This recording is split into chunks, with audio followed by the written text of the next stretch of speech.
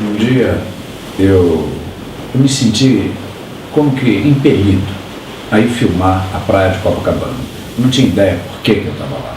Então eu botei a câmera para um lado, botei a câmera para o outro, esperando o que eu deveria filmar, quando de repente ele apareceu. Esse avião, o que ele solta?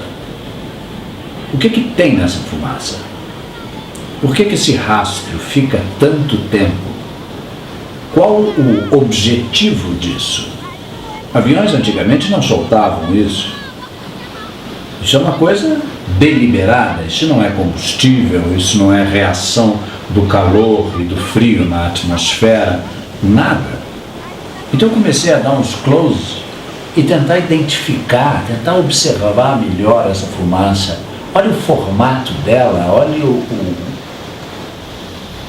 a forma dela é muito estranha. O que é isso? Isso me chamou demais a atenção. Eu nunca tinha observado ele tanto, tão minuciosamente como agora com a câmera. Então eu comecei a investigar isso. O que é e o que eles soltam. São os bicos, vamos dizer assim, instalados nos aviões para que eles soltem essa fumaça. Tanto aviões particulares como aviões de carreira, aviões comerciais. Esse é o time. Aqui os materiais são aglutinados. Esse avião, por exemplo, já é comercial, as cadeiras lá na frente. Ele se presta a esse serviço também. Olha a quantidade de fumaça que sai. Qual a intenção disso? Where thousands of scientists, engineers, policymakers, and journalists gathered for the American Association for the Advancement of Science Conference. One of the topics was the artificial manipulation of the Earth's climate, also called geoengineering. Aqui nós podemos ver a diferença entre um contrail e o chemtrail.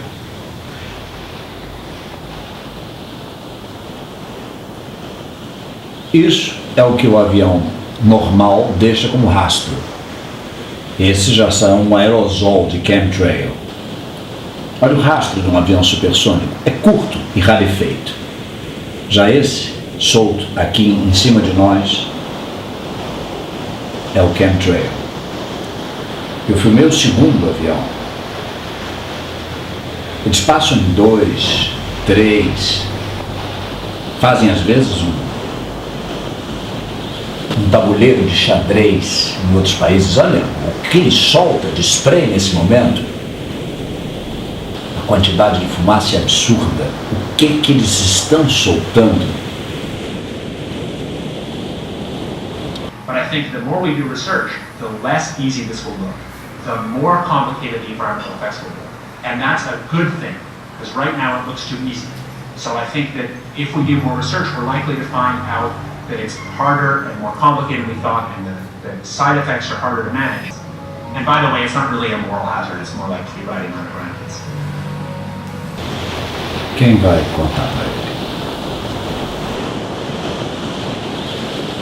Did make it does include the atmosphere, we have no human health impact. So let me be more careful here. To separate out the toxicological, so the alumina we've only begun to research and publish nothing. The alumina we've only begun to research and publish nothing.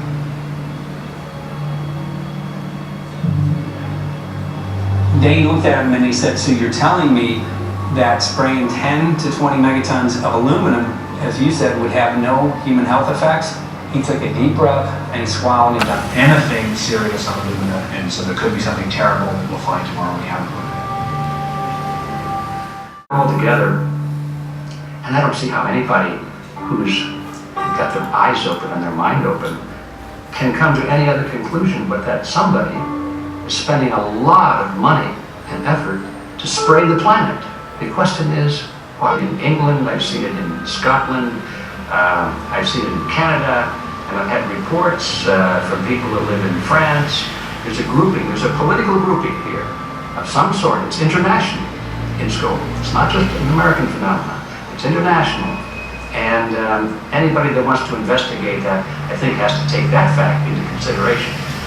Todos estão sendo pulverizados. Do povo à realeza. Quem tem esse poder? Quem pode pulverizar o planeta impunemente? Agora é hora de vocês entrarem em ação, se juntarem ao povo inglês e fecharem o espaço aéreo inglês para essas aeronaves. Assim como nós, no Brasil, devemos fazer o mesmo. Para essa criança e todas as outras, e nós, tenhamos uma chance melhor de vida. This is just ordinary snow water, and people are drinking this stuff when they're hiking on the mountain. And remember, government action is required at 1,000. This is 61 times over the government limit, and our hikers are drinking this poisonous water on Mount Shasta Mountain itself. Barium, 83. Strontium, 383. So this summer, the people climbing are drinking poison. Basically, I certainly wouldn't want to drink 61,000 micrograms per liter of aluminum. And again, we've already seen in 5 years soil pHs in this area that have escalated 10 to 12 times. We can prove that conclusively. This is not speculation. We can prove conclusively that these metals have been in the rain. We have duplicate samples. Bachelor of Science in Forestry, International School of Forestry at Missoula, Masters in Zoology, specialized in aquatics, 35 years with the U.S. Forest Service as a wildlife biologist, and before that, several years with the USDA Soil Conservation Service. When I started this garden back in about 2005 or so, the pH here was 5.5, 5.6. This is the old soil survey of the county. You can look at the page right here. This is my soil right here. It's a Dietz 125, 126 here at my house. And here, the soil reaction pH should be between 4.5 and 6.0. And over there in the pyramid, it's even a little darker. It's 6.8 right there. As you accumulate aluminum over time, it causes major neurological damage because it ends up as aluminum oxide that's essentially stuck in place and can't be flushed out by normal system. I have a doctorate in inorganic chemistry from Oregon State University, in which I was working with different metals and oxidation states, and then did a postdoctorate work at Brandeis, where I was working stabilizing off-oxidation states of different metals. My name is Karen Johnson. I served in the Arizona State Legislature for 12 years. I was in the House for 8 of those years and in the Senate for 4 of those years.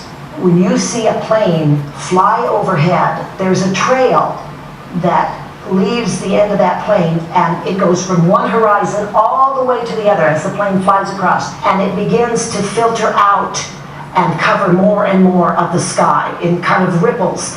It widens out and fills the whole sky. I mean, how can anybody think that that was the case? And then to live and to be underneath that and know that whatever is in that is falling down upon you and upon your animals and upon the earth. And I mean, it's frightening to me. And if people don't start really waking up and facing the fact that we've got people that are doing terrible things to us, and we had better wake up and fight.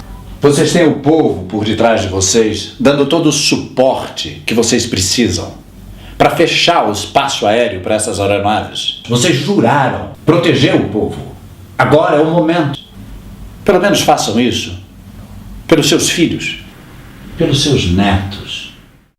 Isso que está acontecendo é uma covardia. O povo não merece isso, nem os seus. Criou-se muita desigualdade para que se pudesse controlar o povo. Mas com isso gerou tanta ignorância, tanta violência, que perdeu-se o controle do que achava-se que teria controle. E agora, a terra está no estado que está, a economia está no estado que está, e nós estamos vivendo sustentados pela guerra e pela doença. Não se tem paz no mundo porque $1 trilhão por ano vem do armamento, assim como o outro vem dos laboratórios. Por que saúde? Nós temos que repensar a Terra para poder sermos felizes aqui. Caso contrário, vai acabar em muito pouco tempo.